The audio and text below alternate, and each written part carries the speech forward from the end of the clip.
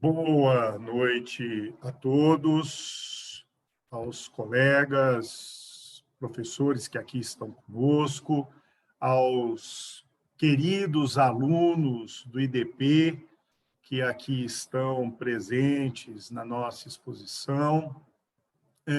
E vamos hoje, então, trabalhar com uma temática extremamente importante na área de direito de família, que é o tema união estável com as novidades do artigo 94A da Lei de Registros Públicos. E temos aqui temos a honra, a satisfação de termos como palestrante a querida professora Regina Beatriz Tavares da Silva, doutora pela Faculdade de Direito da Universidade de São Paulo, pós-doutora em Direito de Bioética pela Faculdade de Direito da Universidade de Lisboa e presidente nacional da ADEFAS, Associação de Direito de Família e Sucessão. Também aqui está presente o querido amigo e querido professor Ricardo Domingo Beppmale, advogado, procurador de justiça registrado na Secretaria da Corte Suprema da Justiça da Nação da Argentina, licenciado em Direito Internacional, em Direito Previdenciário, criador do projeto de lei para a regulação e controle de tráfico e registro de drones no Brasil, especialista em Direito da Navegação, com tese sobre drones e tradutor do Tratado de União de Fato, de autoria da ADEFAS, que será o nosso comentarista, ou seja, uma companhia de alto quilate de qualidade. E nós vamos levantar aqui um problema, que é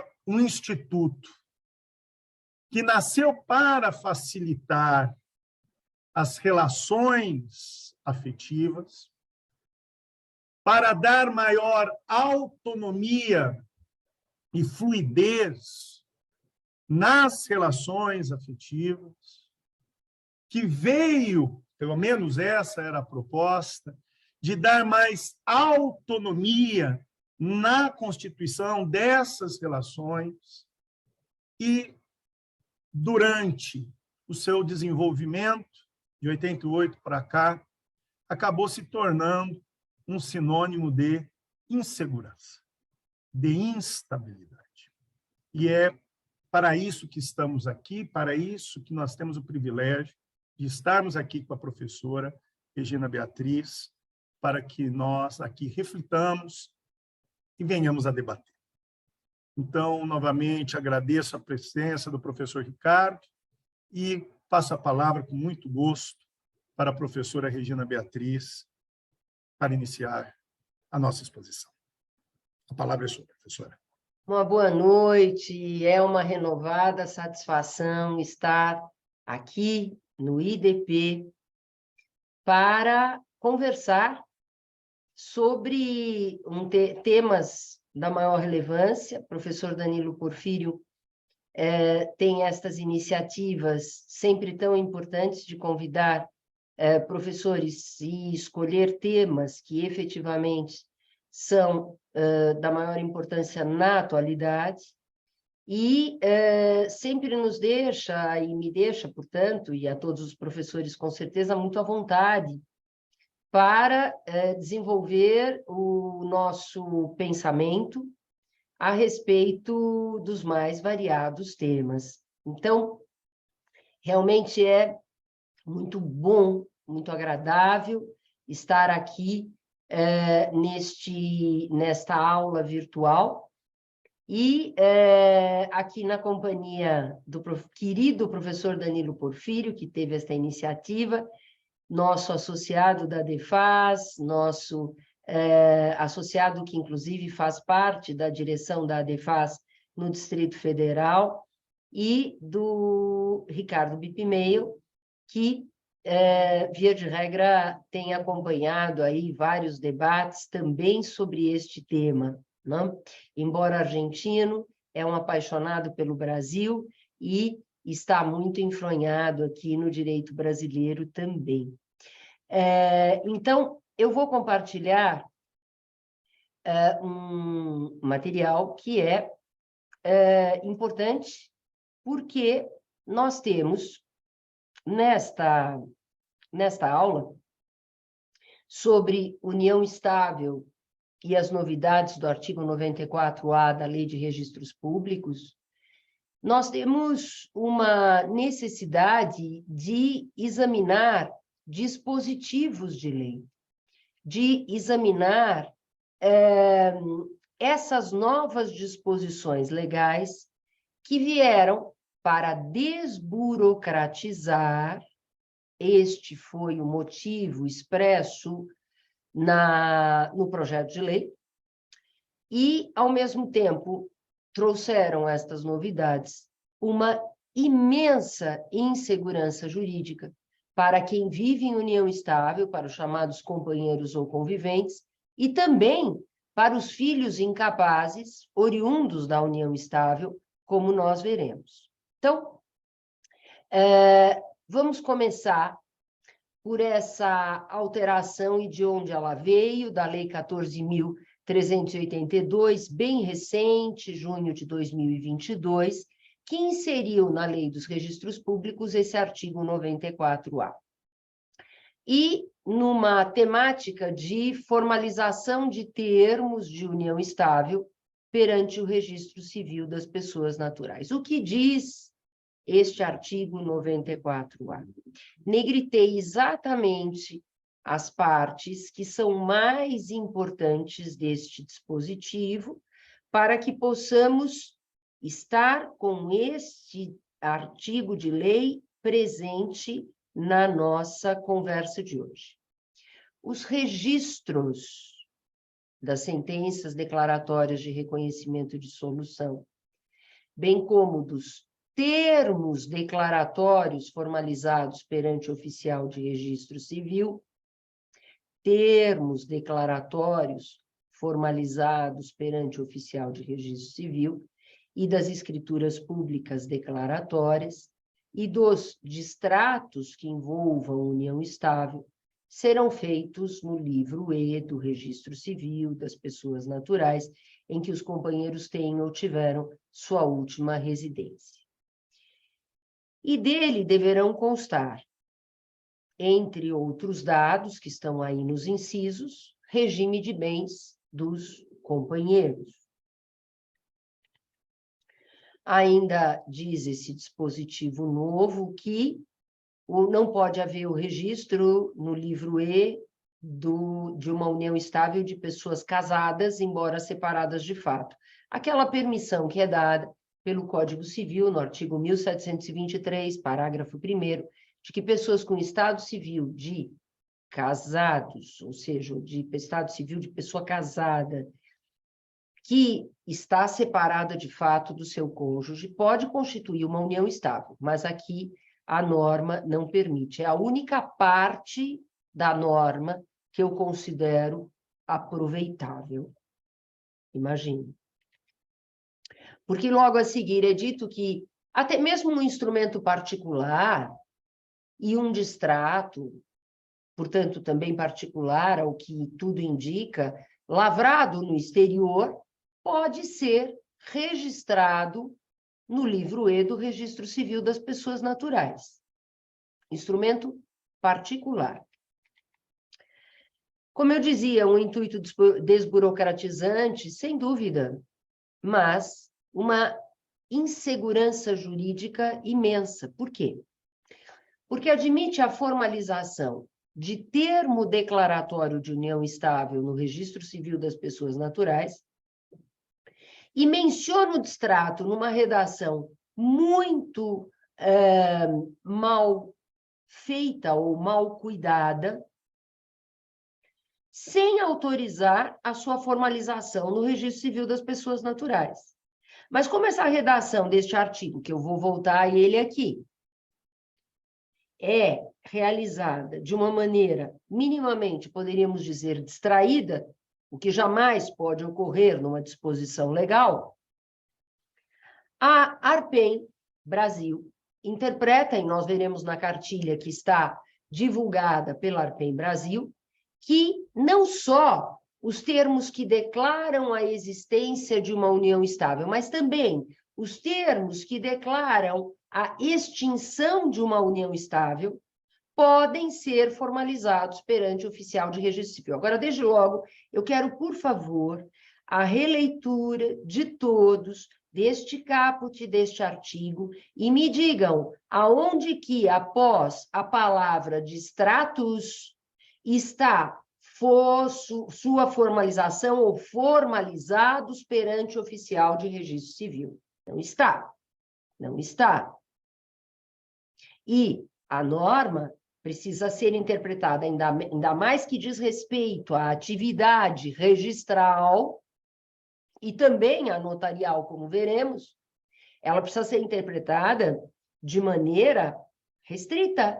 Ela não pode ter uma ampliação, não é? Então, logo depois de distratos, não está a expressão formalizados perante o oficial de registro civil. Porém, repito, a Arpen Brasil orienta, em cartilha, também a formalização de distrato no RCPN e autoriza o registro de contrato particular estrangeiro no RCPN, isto a lei autoriza mesmo. Nós temos que dar muita atenção à função notarial e à registral. Não tem funções iguais. Os notários têm funções determinadas em lei e os oficiais de registro civil têm outras funções determinadas em lei. São competências distintas. Trago aqui uma importante obra do professor José Renato Nalini, em que, aliás, um artigo, né, publicado, mas uma obra em forma de artigo do professor Nalini, em que ele diz: o tabelião, ou seja, o notário, é o profissional que formata a vontade jurídica dos interessados. Então, vejam, é um profissional que vai ouvir as pessoas interessadas, verificar se a sua manifestação de vontade é livre, é devidamente informada, o consentimento dado à lavratura da escritura pública tem que ter ali a devida informação por quem assina esta escritura, pelas partes envolvidas nesta escritura, e, na conformidade da obra do professor Ricardo Dipp, o tabelião de notas é um iuris prudens, ou seja, um jurista cuja atividade própria é a de determinar ou aplicar a reta razão jurídica a uma dada ação singular, cuja diferença específica é o consenso, porque perante o notário as pessoas estão em consenso. E ele não é um mero artífice do que se vê, não é? Ele é um jurista que deve agir com a devida prudência, numa atividade que tem que estar dentro da reta razão jurídica. O oficial de registro civil das pessoas naturais tem outros conhecimentos para cumprir funções também importantes, mas que não são funções de formatar a vontade das partes. O RCPN registra os instrumentos ou termos, ou seja, as escrituras públicas lavradas num tabelionato de notas e as sentenças judiciais de reconhecimento e dissolução de união estável. E, assim, dá publicidade ao que foi anteriormente formalizado. Mas não cabe ao registro civil das pessoas naturais formatar esta vontade.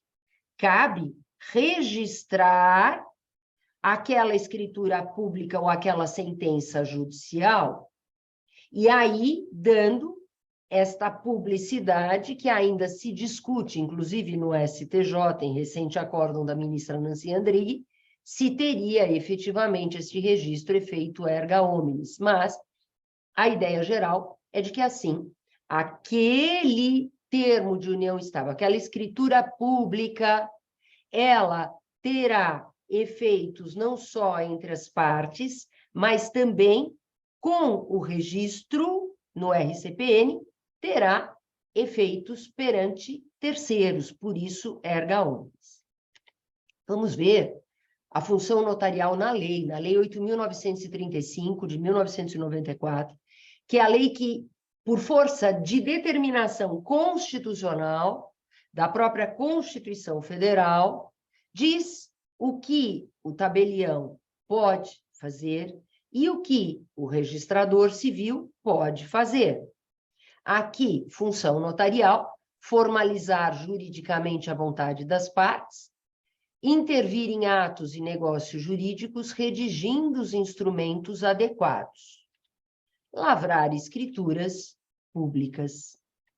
E a função registral? Artigo 13.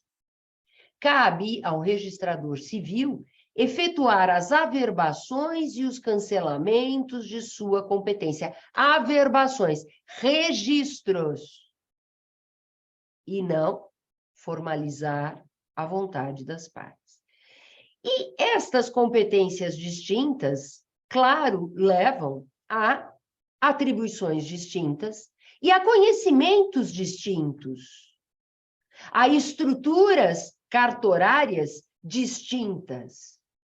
Então, antes de nós vermos o que acarretou e o que esperamos seja corrigido em ação direta de inconstitucionalidade já promovida pela nossa ADEFAS, professor Danilo, relator, ministro Lewandowski, processo caminhando com a devida urgência e muito bem empregada pelo ministro Lewandowski, porque pedimos ali a natureza também cautelar, ou seja, pedimos liminar, e por isso esta ação está caminhando, tramitando rapidamente, por ordem do ministro Lewandowski. Antes de chegarmos nesta ADI, antes de passarmos pelos problemas graves criados por esse artigo 94, com essa formalização de termos de união estável e essa interpretação dos registradores civis por meio da sua associação, que é a ARPEM Brasil, de que distratos de união estável também podem ser formalizados diretamente no RCPN, nós temos que ver esta equiparação dos efeitos da união estável aos do casamento. A união estável, que efetivamente, como bem lembrou o professor Danilo logo no início, que veio ao cenário jurídico brasileiro para conceituar e atribuir efeitos a uma relação que não deveria estar equiparada à relação de casamento, porque senão nem necessitaríamos de dois institutos, né? Bastaria um só. A união estável, que é essa situação de fato, que se constitui e que se desconstitui no plano dos fatos. A formalização é uma opção. Ninguém é obrigado a formalizar a sua união estável, tampouco a extinção da sua união estável. É uma situação de fato, de acordo com o artigo 1723 do Código Civil, e que neste Tratado da União de Fato, com a presença de todos estes professores que estão aqui, pertencentes a 9 países, né?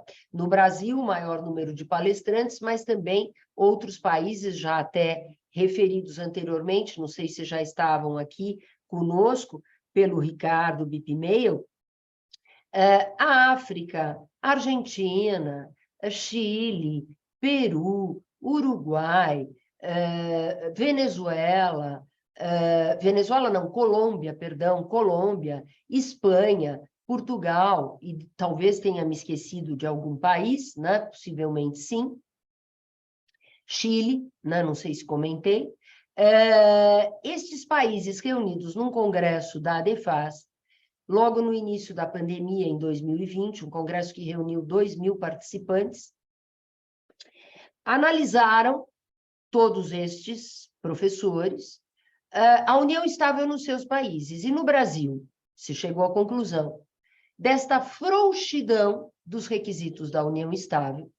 Os requisitos da união estável na lei são frouxos, e, ao mesmo tempo, desta equiparação dos seus efeitos aos do casamento, ou seja, um paradoxo evidente. Todos esses professores que estavam conosco e até hoje estão, fazem parte, a maior parte deles integra a nossa ADEFAS, a Associação de Direito de Família e das Sucessões. A Almedina nos brindou com este primeiro livro, a edição, né, do primeiro livro da série ADEFAS Almedina.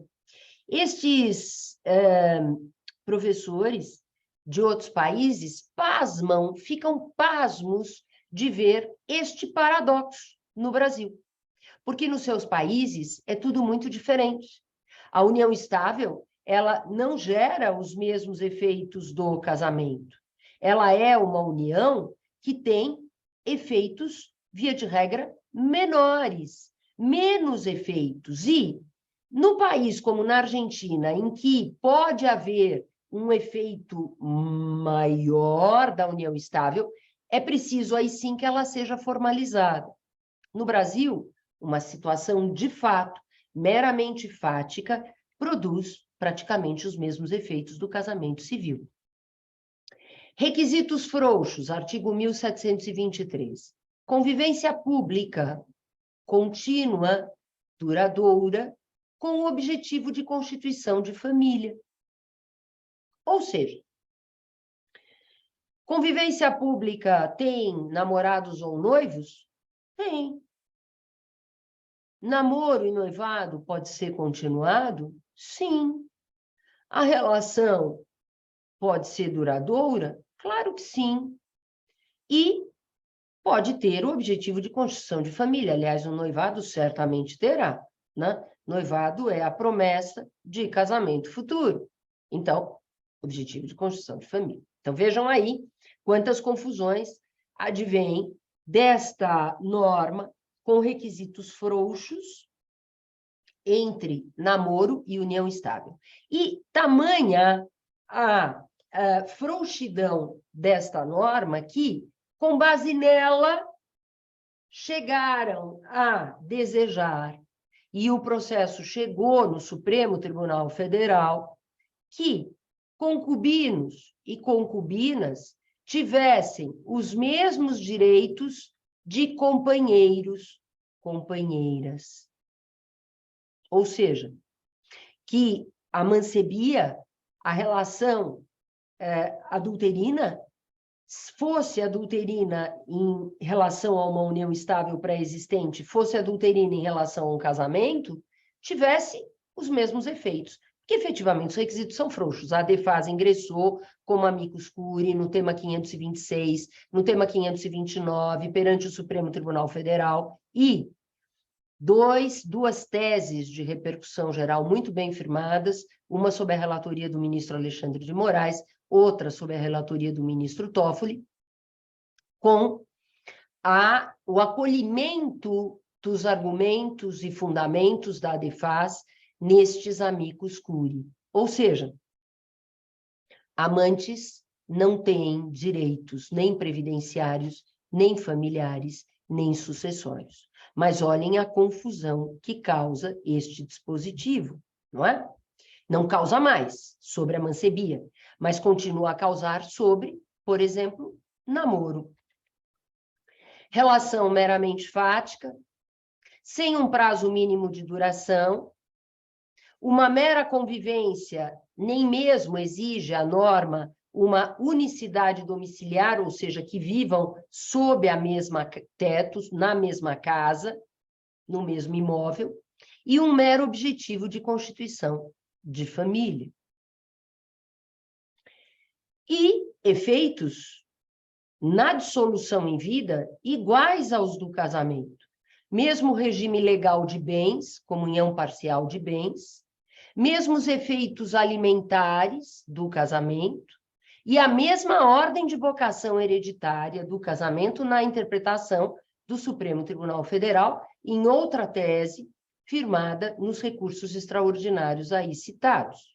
A mesma ordem de vocação hereditária, então também em sucessões, a mesma ordem de vocação hereditária.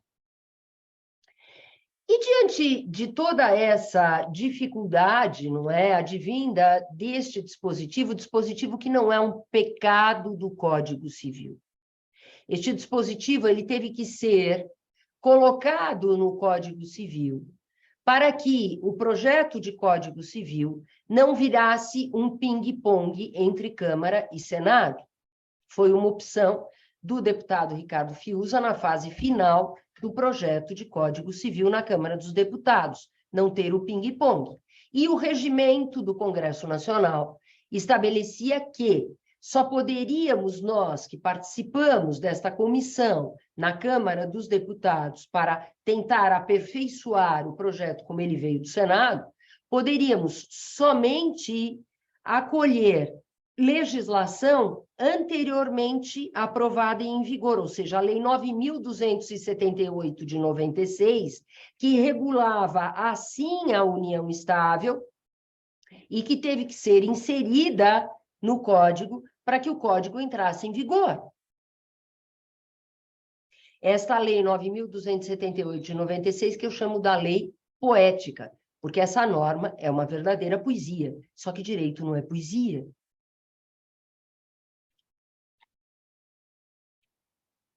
Aí começaram a surgir documentos para formalizar a união estável, desde a declaração de namoro, mal chamada ou mal denominada contrato de namoro, até um documento para que as partes declarem que vivem em união estável e para que as partes também possam escolher se querem o regime da comunhão parcial ou, se preferem, um outro regime, como o da separação total ou da comunhão universal. É inegável que, entre um contrato particular ou uma escritura pública, a escritura pública gera maior segurança jurídica às partes, óbvio. Numa noite regada a champanhe, quem sabe uma caipirosca, uma cervejinha, né? Comemorativa do início da relação, poderia um dos conviventes apresentar um documento particular ao outro, em que se estabelecesse o regime da separação de bens ou da comunhão universal. Estaria o outro convivente com discernimento suficiente para esta escolha? É uma destas escolhas que alteraria sobremaneira o regime legal, que é o da comunhão parcial, de acordo com o artigo 1725 do Código Civil? Claro que não. Afinal de contas, a união estável tem, na dissolução em vida, os mesmos efeitos do casamento. E na dissolução por morte, a mesma ordem de vocação hereditária. Então, só por isso já se vê que, por uma questão de razoabilidade, é a escritura pública perante um tabelião de notas que gera maior segurança às partes. Mas não é só isso. É muito mais do que isso. Vejamos. Esse artigo 1725, que diz que, na união estável, salvo o contrato escrito entre os companheiros, aplica-se às relações patrimoniais no que couber o regime da comunhão parcial de bens.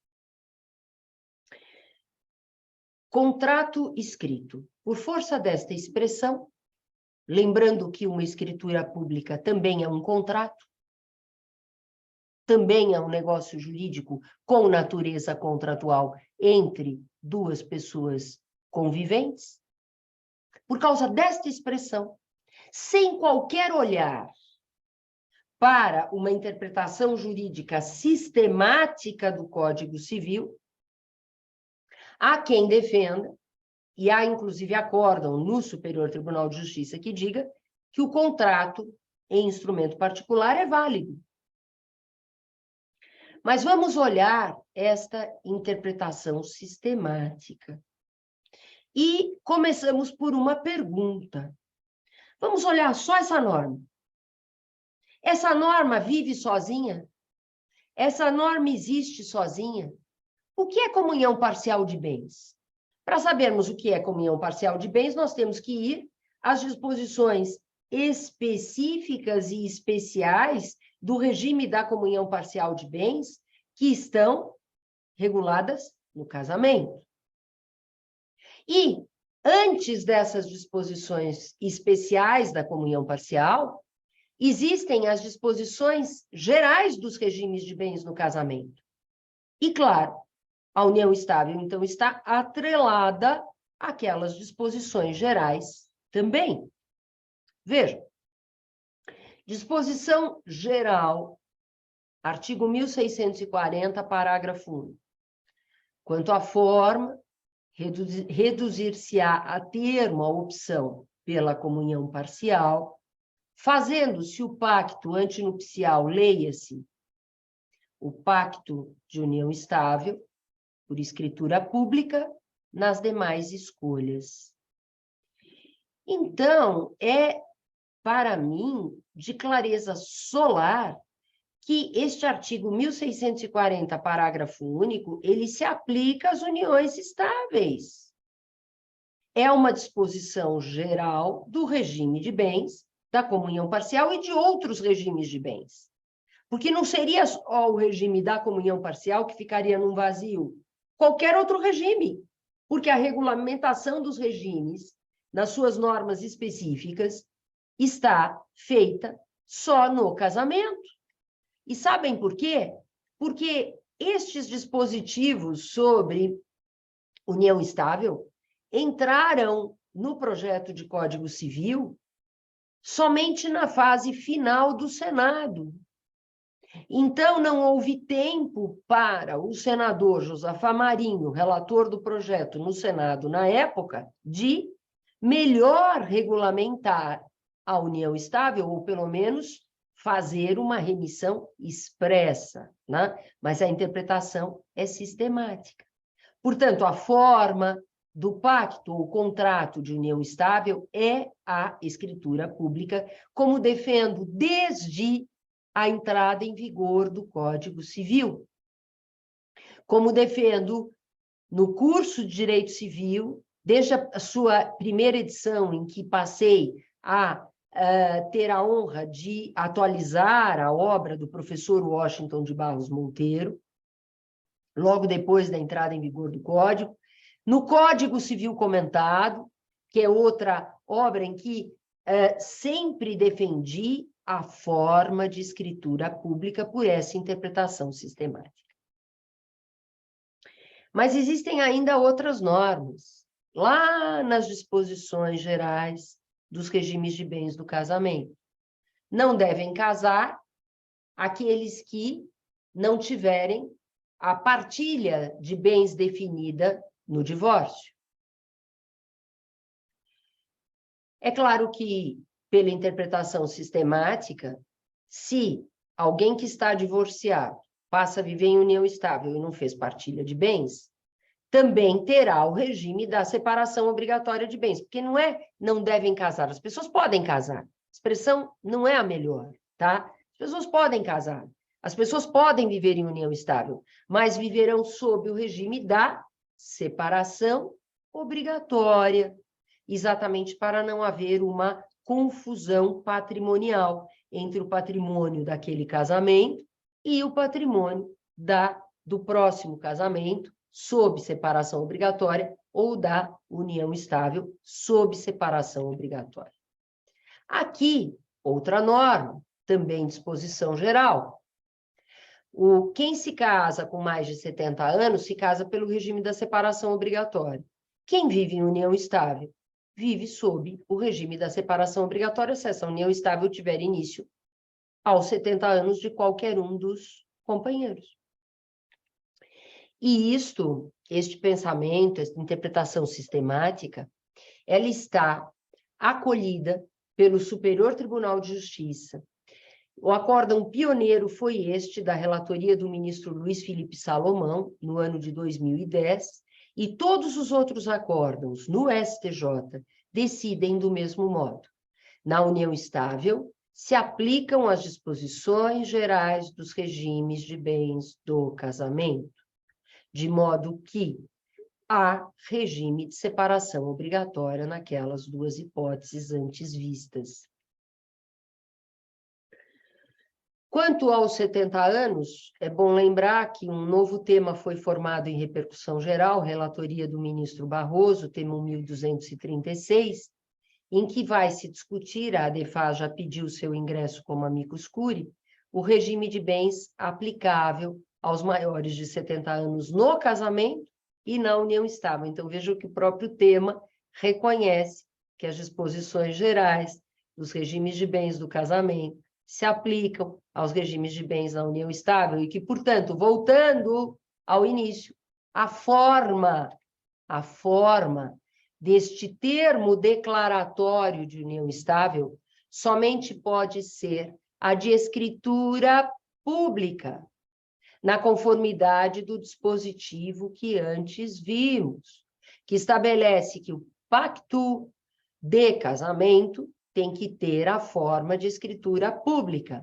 O pacto de união estável tem que ter a forma de escritura pública.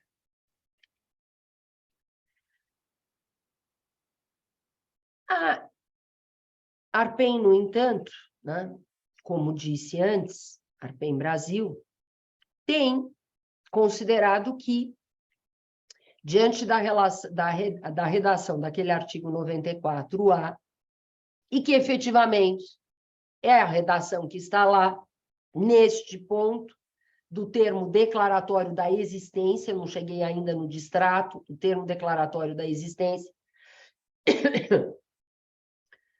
pode ser formulada essa declaração diretamente perante o registro civil. Está aqui, inclusive, o modelo divulgado pela Arpen, em que se coloca o termo inicial da união estável, em que se realiza, segundo a Arpen, a escolha do regime de bens, até mesmo a escolha do regime de bens.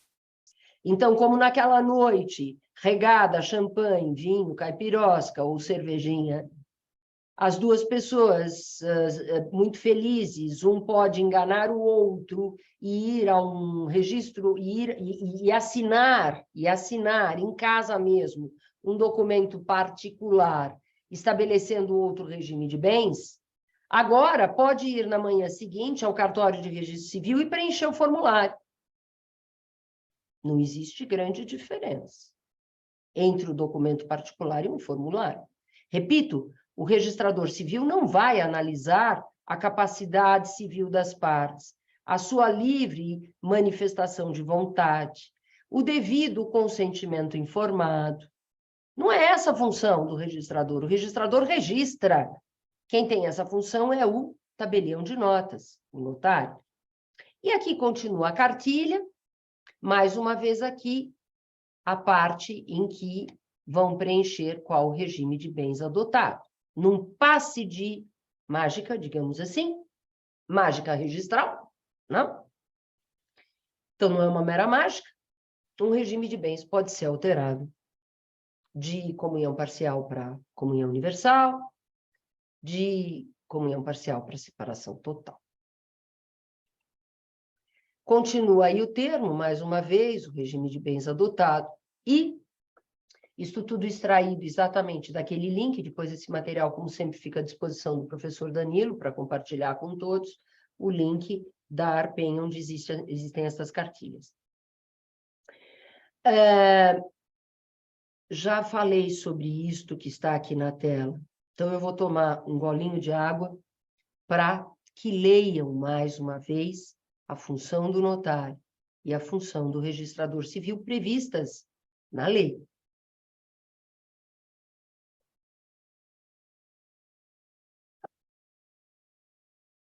Bem, a Arpen se manifestou porque nós também pedimos providências, além da ação direta de inconstitucionalidade, a ADEFAS pediu providências ao CNJ. Inclusive para recomendar a não lavratura, a não formalização destes termos até o final do processo. Inclusive para avaliar se seria possível a sua regulamentação. E como a ARPEI se manifestou nesse pedido de providências da DEFAS, que logo a seguir vou citar, que seria um mero meio de prova. Um ato público realizado no registro civil das pessoas naturais não é uma mera prova.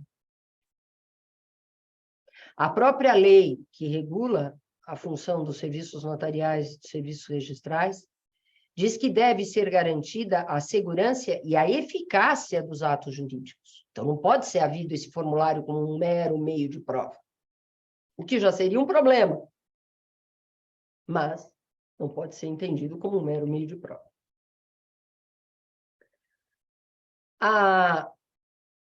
Essa nova norma, eu tenho 42 anos de advocacia, eu posso dizer que alguma experiência como advogada na área de família e na área de sucessões, que foram as áreas em que sempre trabalhei como advogada, eu posso dizer que, certamente, essa norma causa ou causará uma grande judicialização. Porque é óbvio que quem tiver recursos não vai se conformar com prejuízos de ter, por exemplo, declarado que uma relação teria começado, vamos dizer, há um ano atrás, pois lá no formulário, essa relação começou em novembro, no dia 16 de novembro de 2021, quando ela começou agora. E aí, mantido a comunhão parcial, os bens adquiridos desde novembro de 2021 seriam dos dois. Dos dois. Quando essa relação, imaginem que tenha começado hoje, ninguém vai se conformar com isso. Quem tiver patrimônio adquirido no ano passado vai judicializar. Claro que sim. Vai dizer, fui levado a erro, ou a outra parte agiu com dolo, ou fui coagido ou coagida, ou efetivamente esses instrumentos não são válidos perante o ordenamento jurídico. Bem, então desburocratização vai levar à judicialização, tudo que não se quer, porque o que se deseja no Brasil é a desjudicialização. Isso para quem tiver recursos, ou para quem souber que existe a possibilidade de recorrer a uma defensoria pública, com todas as dificuldades inerentes à defensoria pública, que tem um volume imenso de processos. Ou então, simplesmente, engolir o prejuízo, né? E acho que daí é até pior do que a judicialização. A alteração de regime de bens no casamento, para terem uma ideia, ela precisa de autorização judicial, da presença de um advogado, de um pedido motivado por ambos os cônjuges, da ressalva de direitos de terceiros, porque também os terceiros, com esse tal formulário, podem ter graves prejuízos, da intimação do Ministério Público, da publicação de editais. Não que na alteração do regime de bens na união estável se possa obrigatoriamente exigir tudo isto, não é?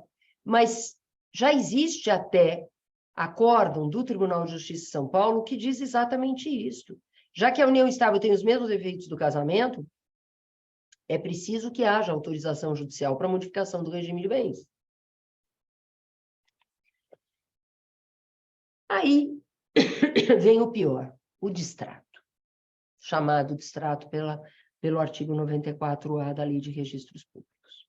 Como viram, esse dispositivo não autoriza a formalização de distrato de união estável perante o RCPN, mas a ARPEN tem dado interpretação oposta, admitindo, vejam as cartilhas. Esse é o requerimento de termo declaratório de distrato de união estável. É exigida a apresentação de um termo declaratório prévio de união estável. Então, é bom, porque assim, os registradores, para poderem registrar o distrato, vão ter que ter também, antes, um termo declaratório da existência da união estável. Então, emolumentos e mais emolumentos, né? Ou as partes terão que fazer uma escritura pública para poder chegar ao distrato. Aqui, nessa parte da cartilha, a partilha de bens não é realizada no RCPN. Menos mal. Mas o período da união estável, da finalização da união estável, que será declarado neste distrato, neste formulário, orientará os efeitos patrimoniais, por óbvio. Se é declarado que essa união estável terminou há um ano, em novembro de 2021, ali está a linha de corte da comunhão de bens, se o regime for da comunhão parcial. Se for declarado que a união estável terminou hoje, no dia 16 de novembro de 2022, todo esse patrimônio durante um ano será comunicável no regime da comunhão parcial. A diferença é grande, não? Ou pode ser imensa, porque eu estou falando só de um ano, mas não existe nenhum limite temporal, né, para essa formalização de distrato. Aqui, mais uma vez, no termo impresso que as partes levam, né? E numa antinomia entre este dispositivo e os dispositivos constantes do Código de Processo Civil. Código que tem todo um processamento legislativo muito diferenciado de uma lei aprovada a toque de caixa e com esta emenda ingressando com este artigo 94A no Congresso Nacional, neste projeto de lei, desta Lei 14.382 de 2022, por emenda. Por uma emenda. O que diz o Código de Processo Civil? O Código de Processo Civil exige a escritura pública na formalização da união estável. E exige a assistência advocatícia na formalização da dissolução da união estável. Então, na dissolução da união estável, o Código de Processo Civil exige a escritura pública e a assistência advocatícia. Onde é que está a assistência advocatícia naquele formulário perante o RCPN? Sumiu. Afinal, para que servem os advogados? Acredito que, de acordo com o legislador aqui do artigo 94A, não servem de nada. De que serve um Código de Processo Civil com todo o seu processamento diferenciado? De nada. E o Código de Processo Civil ainda exige ação judicial na formalização da extinção consensual de união estável quando houver nascituro ou filho incapaz, com a intervenção do Ministério Público. Isso não está ressalvado no artigo 94A, tampouco naquelas cartilhas da ARPEN. Por que é exigida a intervenção judicial quando tem nascituro ou incapaz? A necessária proteção ao vulnerável. Por isso, o crivo do judiciário, na dissolução ou na formalização da extinção consensual da união estável. Estão aqui as normas do CPC, que são muito claras.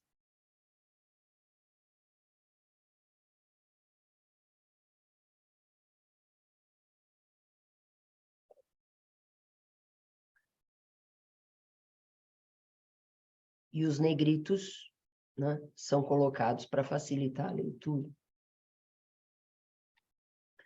Está aqui a intervenção obrigatória do Ministério Público. A dispensa da escritura pública no distrato de união estável, assim chamado, implica na ausência de profissional apto a verificar a capacidade dos conviventes, apto à verificação da livre manifestação de vontade dos conviventes.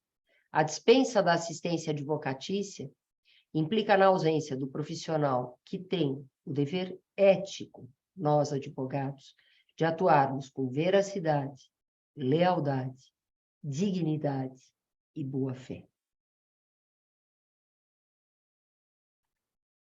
Insegurança jurídica. Como nós já prevíamos, podem surgir orientações divergentes sobre a aplicação dessa norma por corregedorias estaduais.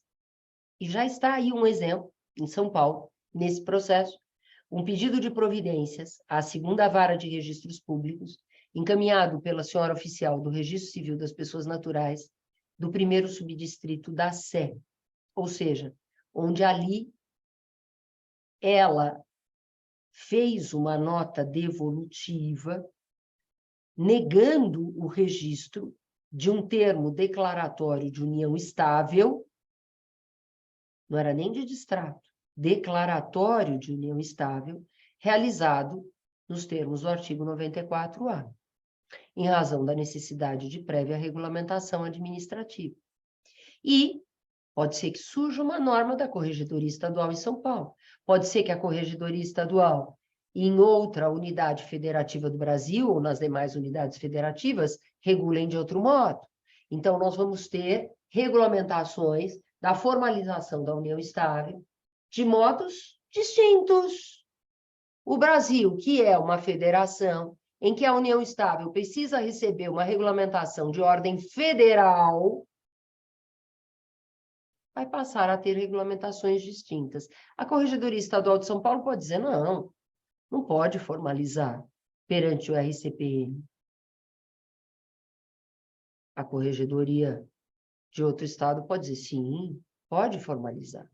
Então, quem sabe num estado em que diga não pode ser formalizado o distrato de união estável, vamos falar do distrato de união estável, viagem, né, para formalizar, mudar a residência, né? Também só fala em residência, residência não é domicílio. Podem calcular, né, quantas engenhocas, né, ou quantas estratégias podem ser usadas. Depois, inclusive, de uma noite feliz, aqui nós voltamos aos instrumentos declaratórios da existência, um dos companheiros propõe ao outro companheiro a ida ao cartório de registro civil, sem a presença de um advogado, ou seja, sem assistência jurídica, para preencherem um mero formulário sobre a união estável. Assim é feito, e num piscar de olhos, o regime de bens dessa união estável poderá passar a ser da separação total de bens, ou, repito, da comunhão universal, quando até então era da comunhão parcial. Publicamos um artigo sobre este tema, um curto artigo, um artigo mais alentado, será publicado em breve. Aliás, alguns artigos mais alentados serão publicados em breve, sobre o que estamos falando aqui no nosso site da ADEFAS, artigo que está aberto a associados e não associados.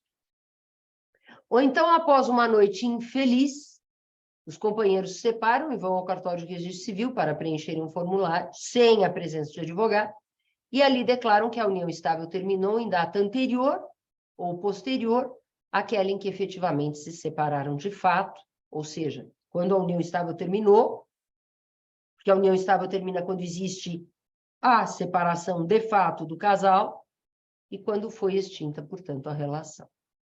Já comentamos a respeito. Fizemos, então, um pedido de providências ao CNJ, que tem este número, a nossa ADEFAS. Pedimos liminarmente sobrestamento da aplicação da norma, ou pelo menos uma recomendação para que a prática dessas inovações legais espere posterior estudo de verificação da viabilidade da regulamentação desse artigo. E esse pedido de providências, embora a ARPEM venha acusar a ADEFAS de que estamos contra o registro da escritura pública ou da sentença judicial sobre união estável, nunca falamos isto neste pedido de providências. Então, eu considero uma vergonha, uma manifestação que tenta desvirtuar a atenção do CNJ com esta fala. E aí tivemos que nos manifestar novamente e dizer: a ADEFAS em nada critica o registro da escritura pública e da sentença, no livro E, pelo oficial de registro civil. O que a ADEFAS critica é a formulação do termo. Aliás, o registro da união estável, nesse livro E do Registro Civil, ele existe desde 2014, o provimento CNJ 37. Então, não é nenhuma novidade do artigo 94A. Isso já estava no provimento CNJ número 37 de 2014, o registro do termo anteriormente formalizado, e não a formalização desse termo. Promovemos essa ação direta de inconstitucionalidade perante o STF, ADI número 7.260. Relatoria do ministro Lewandowski, pedido. Inconstitucionalidade da expressão termos declaratórios formalizados perante o oficial de registro civil e do registro de instrumentos particulares lavrados no exterior, bem como a interpretação conforme a Constituição Federal de que a lavratura de distratos de união estável perante o registro civil não está compreendida na norma. Isso se chama interpretação conforme. Na primeira parte, uma nulidade parcial do artigo 94A. Na segunda parte, uma interpretação conforme. Bem, isto por violação ao artigo 1º, inciso 3º da Constituição Federal, o conhecido princípio da dignidade da pessoa humana. Pelos exemplos dados, podem perceber esta violação. Violação ao artigo 226 caput, a especial proteção à família e a especial proteção à união estável. Além disso, artigo 236 da Constituição Federal. Esse artigo 236 que diz que os serviços notariais e de registro serão regulados por lei. Aquela lei que regula e que diz que os notários lavram as escrituras e os registradores averbam as escrituras. Violação. Violação também ao parágrafo 2º do 236, porque não existem emolumentos fixados para esse tipo de formulário de união estável. Não existem. Não existem emolumentos fixados e precisa a lei fixar emolumentos. Não dá para aplicar valor de emolumento em cartório por analogia. Então, como é que pode um formulário ser feito se não tem nem a regulamentação dos emolumentos? E, em suma, o que nós afirmamos nessa ADI 7.260 é que o legislador, no artigo 94A da Lei de Registros Públicos, invadiu e também contradiz a esfera de regulação advinda da Constituição, no 236, parágrafo 1º, assentada por aquela lei antes comentada, 8.935 de 94. O RCPM não pode aplicar emolumentos por analogia. Essa norma contraria, nas mudanças que quis promover, a proteção da entidade familiar da união estável, que é assegurada no 226 caput da Constituição Federal, e contraria o entendimento do próprio STF a respeito da tutela da entidade familiar formada pela convivência e união estável. Porque foi o STF que equiparou, na ordem de vocação hereditária, a união estável ao casamento, para dar à união estável uma tutela especial, segundo o STF, para cumprir o artigo 226. Pedimos, assim, a declaração da inconstitucionalidade, nulidade parcial do seu teor, termos declaratórios formalizados perante o oficial de registro civil e interpretação conforme no que se refere ao distrato de união estável. Bem, professor Danilo, era o que eu tinha a comentar. Agradeço imensamente por esta oportunidade. Vou aqui procurar fechar este compartilhamento. Se eu não conseguir, eu peço encarecidamente que a nossa... Pronto, resolvi. Pronto. Tiramos não, né? Quem tirou o compartilhamento foram os membros do IDP extremamente aptos com a tecnologia.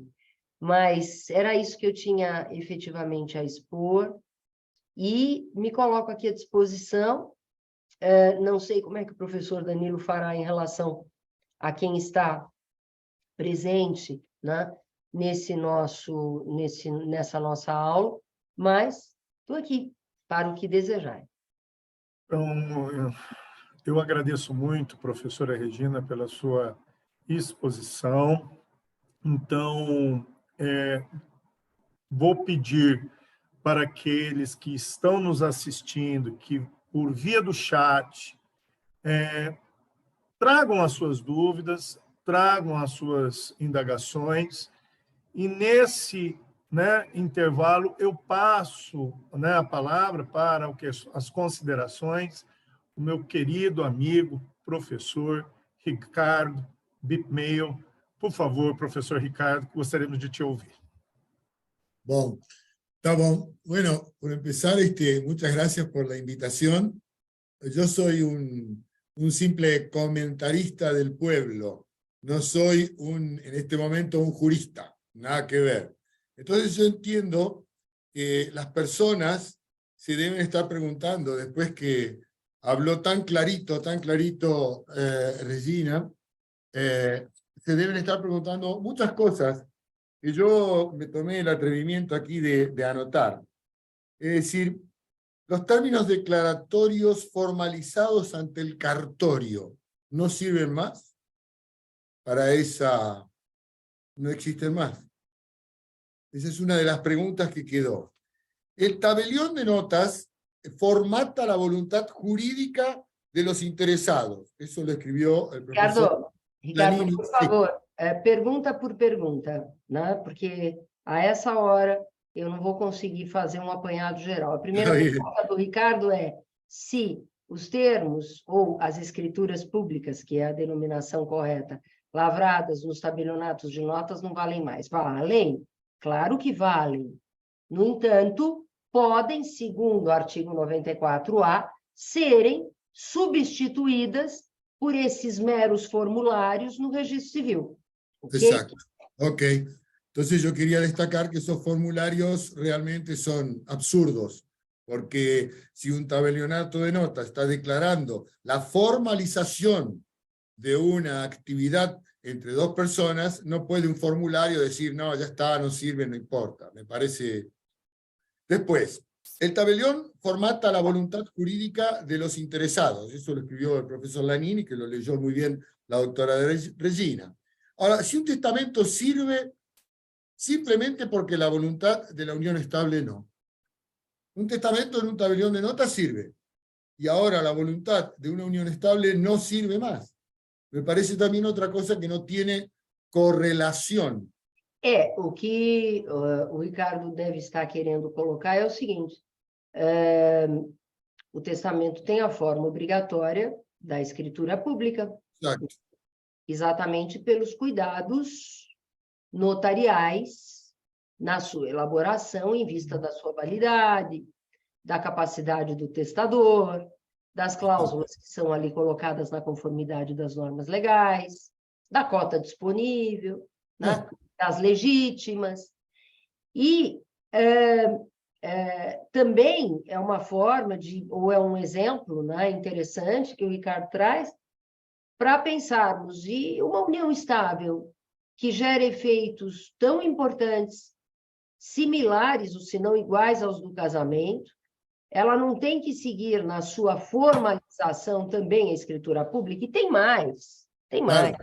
Ninguém é obrigado a fazer escritura pública, mas se a situação ficar só no plano fático, que pode ficar, e houver litígio entre as partes, é o juiz de direito que vai resolver, mas não com um formulário feito lá atrás. O juiz ainda vai ter que declarar a invalidade e olhar se houve erro, se houve dolo, se houve coação, né? Então, é algo muito diferente chegar a uma situação de fato, ou seja, uma uma instrução probatória num processo de reconhecimento e dissolução de união estável, em que não existe um formulário. Claro.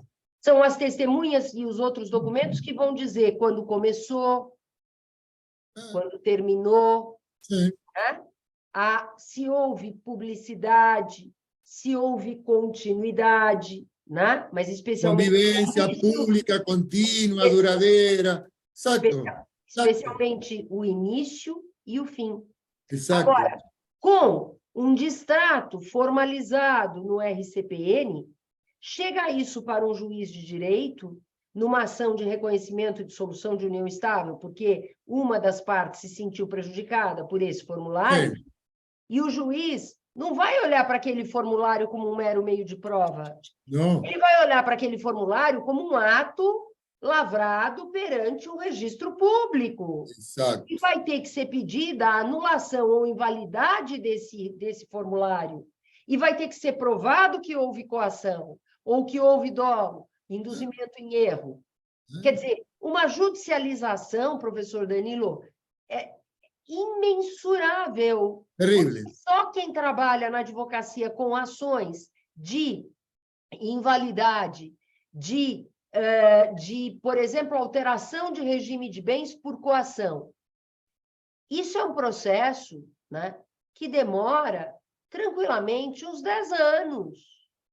Enquanto isso, nós temos uma judicialização durante 10 anos, ou um processo em que se pretende anular uma escritura pública de união estável, escritura pública, por coação. Também é um processo longo, mas acontece o seguinte, são raríssimos esses processos, por quê? Porque quando a escritura é lavrada num tabelionato de notas, o tabelião tem a obrigação de verificar se tem alguém ali coagido, se tem algum dolo, se as pessoas têm essa capacidade. Outra ideia, né, que surgiu, né, e de problemas disto, né? Será, professor Danilo, que quem está indo lá fazer a formalização tem capacidade de fato? Porque pode ter capacidade de direito, mas será que tem capacidade de fato? Ou já sofre de Alzheimer? Claro. Alzheimer precoce, inclusive. Por eso yo hacía la pregunta precisamente, no es una pregunta mía, es una pregunta que entiendo la gente le quedó esa duda en la cabeza. Por ejemplo, la unión estable es por escritura pública, el casamiento es por escritura pública, pero tienen esa solemnidad, esa ad solemnitatem, es decir, no existe ante la escritura pública esa solemnidad, existe en realidad. Y por un simple formulario vamos a suprimir lo que es la solemnidad, sea de un casamiento o de una escritura pública o de una unión estable. Es inconcebible. Es decir, cualquiera puede ir y llenar un formulario y donde se equivocó en un párrafo, ya queda todo régimen de bien constituido, queda todo desarmado. Es decir, y la otra parte que a mí me llamó mucho la atención, que entiendo que a la gente le debe llamar la atención, es cuando la obligación de registrar en el registro civil se soluciona, ¿qué cosa? Cuando uno registra el registro civil, ¿qué solucionamos? ¿Solo las responsabilidades ante terceros? Sim. Quando se faz um registro da escritura pública ou da sentença judicial de reconhecimento de dissolução de união estável, é quando aquele negócio jurídico que se chama distrato, né, vai produzir efeitos perante terceiros, ou seja, porque vai ganhar publicidade, né? Então, o registro está corretíssimo. Estava desde 2014 na regulamentação do CNJ. É indiscutível isso. O problema está na formalização, quando se escolhe o início, o fim, o regime de bens, né? Inclusive havendo menor, havendo filho incapaz, né? E outro dia eu escutei, sabe, Danilo, do Atala Correia, num evento que nós fizemos aqui na Faculdade de Direito da Universidade de São Paulo, a DEFAS realizou com o apoio do CNB São Paulo. O Atala foi um dos palestrantes, e o Atala observou muito bem quando ele diz assim, um acordo de distrato de união estável envolve, quando tem filhos menores ou filhos incapazes, envolve estes filhos também nos assuntos patrimoniais. Claro. Imaginem o seguinte, né? Quanto que estes filhos poderão querer ser protegidos por um dos companheiros, né? Exatamente porque ou desprotegidos, né? Exatamente porque existe ali um perfil diferente, né? Entre os companheiros, né? Claro. E foi realmente o professor Atala Correia que muito bem observou. Então, por que tem o crivo do judiciário quando tem filho incapaz? Porque vai ter o Ministério Público fiscalizando, opinando, e vai ter o juiz, né? Que não vai simplesmente homologar uma petição de acordo. O juiz, como disse também o professor Loureiro, o Eduardo Loureiro, que esteve neste evento da ADEFAS na semana passada, no dia 10 agora de novembro, na Faculdade de Direito da Universidade de São Paulo, ele diz bem, um juiz não vai só homologar, ele vai apreciar e verificar se é caso ou não de homologação, quando tem filho incapaz. Agora, o registrador civil vai fazer isso? No, precisamente esa era la última duda que entiendo la gente debe tener, ¿no?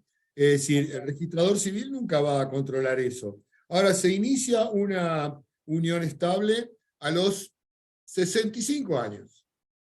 Llegan a los 73 años y se separan. Toda la parte patrimonial que se adquirió durante ese periodo, si no se hizo la separación de bienes, va a ser compartida. Ahora, si se declara falsamente que se inició hace 2 años, yo tenía 70, ahora tengo 72, ¿qué pasa con la repartición de bienes? Porque la ley dice, es desde el inicio de la unión estable. Y esa falsa declaración ante el registro civil, ¿quién la controla? Inclusive com o regime da separação obrigatória no caso. Claro, por eso me refería, porque la separación obligatoria es de los 70 en adelante. Yo estoy casado o juntado o unido en unión estable con Regina desde los 69. Ahora tengo 71. Ah, no, pero desde los 69... No, yo estoy unido con Regina desde los 70. Yo ya tenía 70. Entonces, el registro civil se va a encargar de verificar si mi unión estable comenzó o no antes ou depois de los 70? O tabelionato de notas também não vai fazer essa verificação. Não, pero vai uma declaração... O que o tabelião de notas vai fazer, que o registrador não tem como fazer, é verificar se as pessoas estão livres e conscientemente declarando aquela data. Exacto.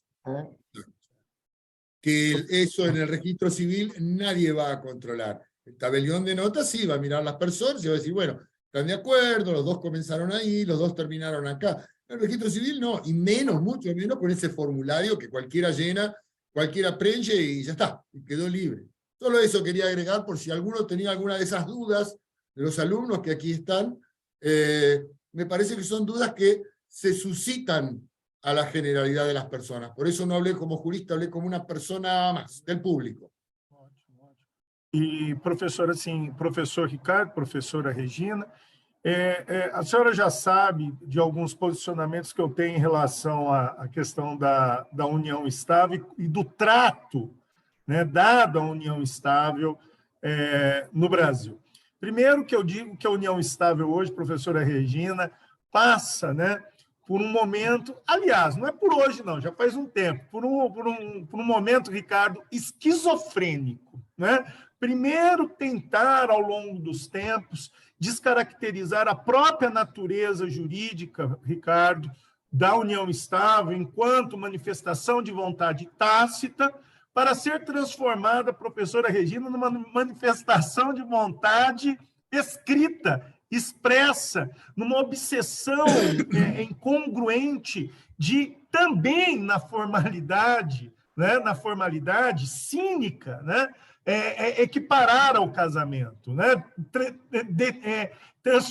fazer com que o instrumento se torne um elemento determinante da caracterização da união estável, coisa que não é, né? E o segundo ponto que eu levanto, professora Regina, não sei se a senhora concorda, creio que a senhora concorde comigo, é também empurrar competências que são próprias do judiciário, do chamado devido processo legal, para o agente Ricardo cartorial. Eu tenho uma resistência imensa, professora, de reconhecer essa tal denominação, devido processo cartorial. Isso não existe, de fato. Não há condições do agente cartorial apreciar, como num processo judicial, o mundo fático. E a minha preocupação é sempre essa precarização do instrumento cartorial, né? Não é só um instrumento que viabiliza, professora Regina, erro, dolo, coação, é um instrumento potencial de fraude, de simulação, né? De simulação, o que me preocupa por demais. No afã da união estável me prometer exercício de autonomia e inclusão, e, Ricardo, gostei muito quando você falou da questão do testamento. Quando a gente fala de perspectivas estritamente patrimoniais, como o direito é rígido. Quando a gente está falando de relações híbridas, que envolvem, inclusive, direitos existenciais, professora Regina, nós estamos banalizando, nós estamos precarizando. E, Ricardo, volto a insistir sempre, parece-nos que, em algum momento, o direito de família no Brasil se transformou no gigante de Daniel. Promete ser cabeça de ouro das garantias, da autonomia, da dignidade, mas os pés da segurança jurídica estão se tornando pés de barro, e o gigante irá ruir. Irá ruir, né? Sem dúvida, professor Danilo, estou de pleno acordo. E falando das fraudes, né? Voltando, inclusive, àquele documento particular, né, que, segundo o STJ, em 2 acórdãos, pelo menos 2, é dito que o contrato particular é válido entre as partes, mas precisa ser registrado, e, portanto, aí o contrato particular não vai ser registrado, para ter efeitos perante terceiros, né? Acreditem ou não. E agora o formulário, obviamente, Pior vai poder ter efeitos perante terceiros. O que era contrato, não. Porque não dava para um contrato gerar efeitos perante terceiros. Né? Contrato particular. Agora, segundo o artigo 94A, esse formulário vai gerar. Muito bem. Vejam o que vemos no nosso país. E o que podemos ver ainda pior. Se um casal firma um contrato particular de união estável e chega num plano, num seguro de saúde, num plano de saúde, e diz, olha, eu quero colocar o meu companheiro como dependente, o seguro ou o plano de saúde pode dizer, não, eu quero o registro no livro E, na conformidade já daquela lei, da norma administrativa de 2014, na conformidade desse artigo 94A. Pode? Pode dizer, não é beneficiário. Eu preciso ter esse registro, porque só esse registro vai fazer valer perante terceiros, né? Agora, clube. Mesma coisa. Um clube desportivo. Descontos em declarações ao fisco. O fisco também é um terceiro. No entanto, a maior parte do que eu sei dos seguros de saúde, talvez por falta de uma assistência jurídica mais aprofundada, não exige o registro e aceita o contrato. Um contrato que pode ser feito somente para burlar, para simular a existência de uma relação que, na verdade, não existe, para atribuir benefícios securitários que não poderiam existir. Tivemos um caso, professor Danilo, muito interessante. Não havia união estável e os dois, então, namorados, fizeram lá um documento particular dizendo que havia união estável, para que uma das partes ali se beneficiasse de um clube desportivo, ou seja, pudesse ingressar no clube. O companheiro morreu.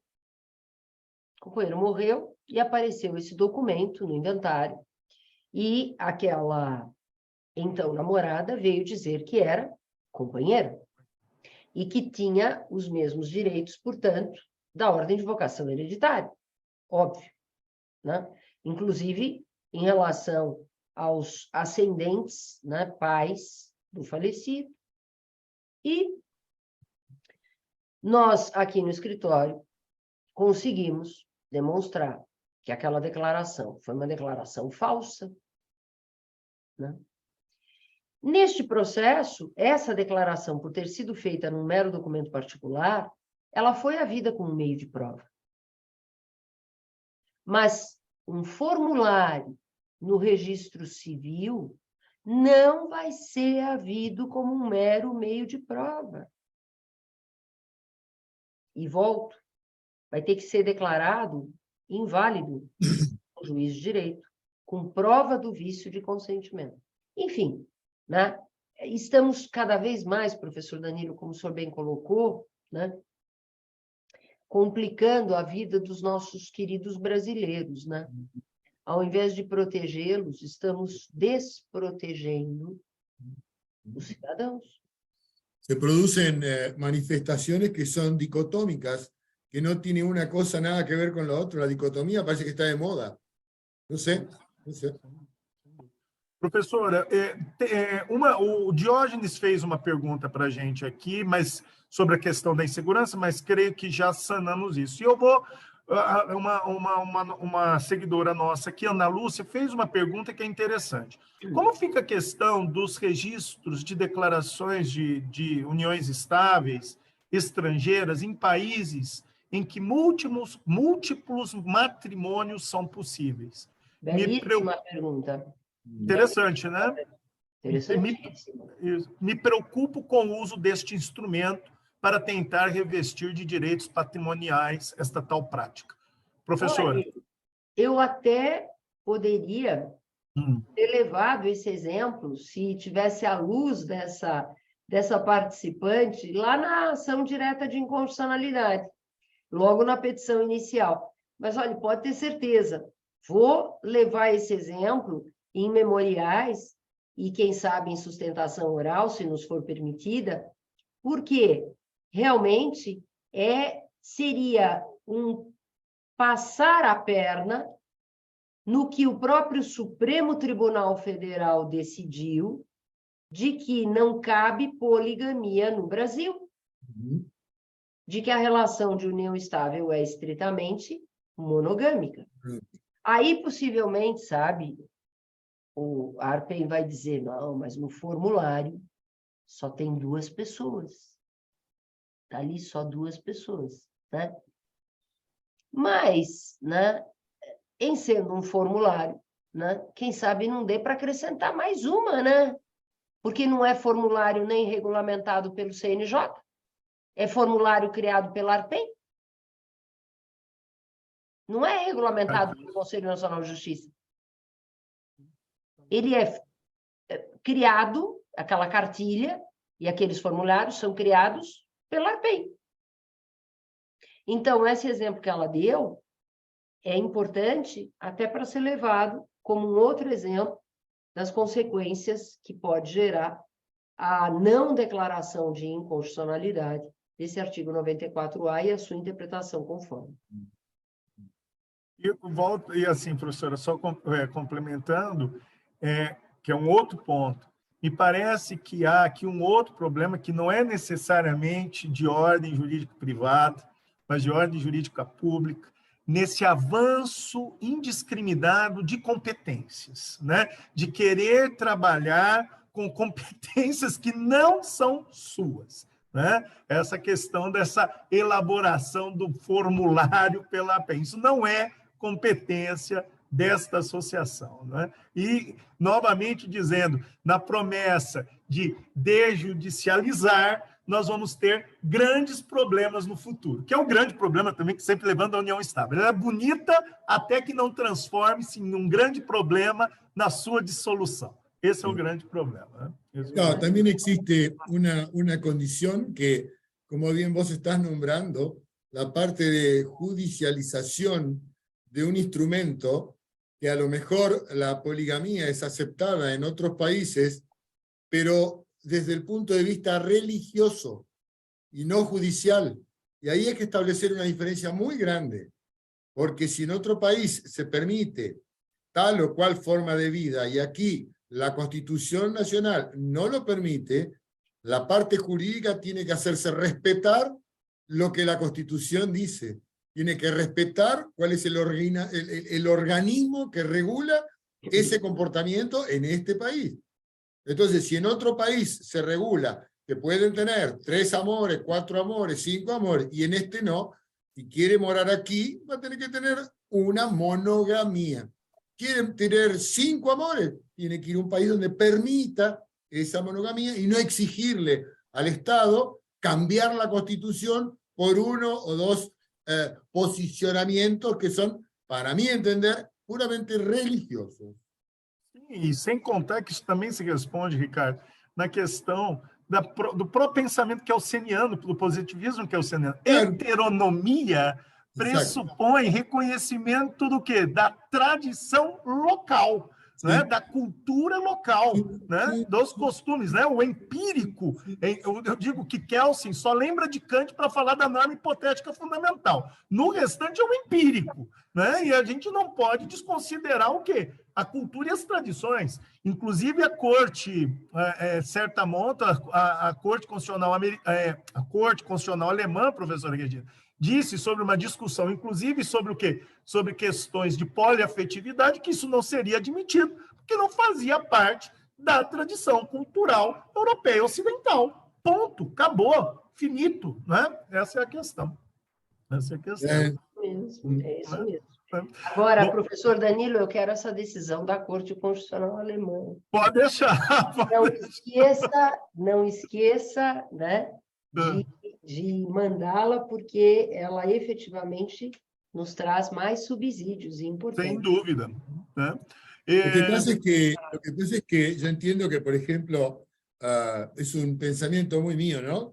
Que dice que, por ejemplo, pienso yo así, como parte de ADEFAS, es decir, no es que me estoy quedando solo, a lo mejor estoy subiendo de nivel donde no todos me pueden seguir. Estoy llegando a un nivel donde no todos me pueden seguir. Entonces, cuando se aplican ese tipo de normas que no se pueden aplicar, a lo mejor uno ya está en otro nivel y esos hay que dejarlos allí, ¿entendés? Y solos van a desaparecer. Bom, e outra coisa, né, Danilo? Diga, professor. As pessoas vivem como elas quiserem, né? Desde que não envolvam, obviamente, pessoas incapazes, né? Mas quem quiser viver uma relação A3, A4, A5, dentro de uma mesma casa, que viva, só que não vai ser união estável. E isso o CNJ já decidiu, em decisão do ano de 2018, por meio de um pedido de providências da ADEFAS, que pediu ao CNJ que apreciasse o que é essa relação poliamorosa, que 2 tabeliãs de notas, 2, uma em São Paulo e outra no Rio de Janeiro, estavam lavrando como se fosse uma união estável, com todos os efeitos entre as partes, perante terceiros, possibilidade de registro no livro E, etc, etc, etc. Então, o CNJ já tem acórdão. Ministro Noronha, então corregedor de justiça, como relator. Julgamento praticamente unânime, só um voto divergente, né? De 12, salvo erro, eram 12 ministros lá no Conselho Nacional de Justiça, são conselheiros, mas são chamados de ministros, julgaram essa matéria, apreciaram essa matéria e julgaram, dizendo: poliamor não é família no Brasil, não gera os mesmos efeitos de uma relação monogâmica. E é o que diz o professor Danilo. Na Alemanha, fizeram o mesmo. Aqui no Brasil, no STF, já fizeram o mesmo em relação à bigamia, né? Ou à relação adulterina, que não deixa de ser uma forma de poligamia, né? Então, é isso, né? Vamos esperar aí a nossa ação direta de inconstitucionalidade desse artigo 94A. Vamos esperar aí como será esse julgamento. Professora Regina, professor Ricardo, primeiramente, agradecer a professora Regina pela sua magnífica exposição. Eu gosto, grande parte hoje do público, professor Ricardo, são nossos alunos de Direito de Família, né? Que estão esperando essa palestra desde o primeiro dia do segundo semestre de 2022. Professora Regina, sempre muito solícita, Ricardo sempre conosco, eu fico muito feliz com isso, eu fico honrado, satisfeito, né, de ter, né, a consideração da professora Regina, né, que sempre nos responde imediato ao convite, né? E digo aos meus alunos, professor Ricardo, que professora Regina, sem bajulações, hoje é a personificação do bom senso, da razoabilidade, da racionalidade dentro do direito de família. Não é à toa que eu me sinto sempre discípulo de professora Regina Beatriz, eu digo que é a minha combatente do bom combate, e olha o escudeiro que está do lado dela, grande, querido Ricardo, né, que é uma pessoa que também eu tenho um apreço e um carinho muito grande, né, um carinho muito grande. Professora, então eu passo a palavra agora para a senhora, para encerrar, né, transmitir o nosso encerramento, né, para esse público que está com a senhora aqui, né, se deliciando e refletindo sobre tudo que a senhora disse. Mais uma vez, eu só tenho a agradecer pela oportunidade dada pelo professor Danilo Porfírio, dada pelo IDP, para que todos que aqui estão presentes e outros que possam depois assistir, né, a gravação, refletir, para que todos nós façamos as nossas próprias reflexões. E para que possam, mais uma vez, perceber como a nossa ADEFAS, a Associação de Direito de Família e das Sucessões, trabalha e para o que trabalha, com que objetivo. O objetivo de proteção da família e, especialmente, dos membros da família, inclusive da família desfeita, ou seja, a proteção da pessoa humana. E nós fazemos isto sempre, né, com essa colaboração preciosa do professor Danilo Porfírio. Este grande professor, este grande advogado, este grande jurista que ilumina a ADEFAS. Muito obrigada a todos. Obrigada. Obrigado. Então, encerro esta exposição, agradecendo novamente a professora Regina, agradecendo imensamente o professor Ricardo e agradecendo a todos vocês que estão aí. A Gabriela, agradecendo sempre seu apoio incondicional, né? Seu apoio, minha querida Gabriela Jardim. Sem você, Pedra Angular não dá para funcionar. Tá bom? Não dá para funcionar. Ó, então, um abraço a todos. Professor, um beijo. Abraço, Ricardo. Estaremos juntos em breve, se Deus quiser. Beijo grande, gente. Até a próxima, se Deus quiser. Chau, chau. Chau, chau.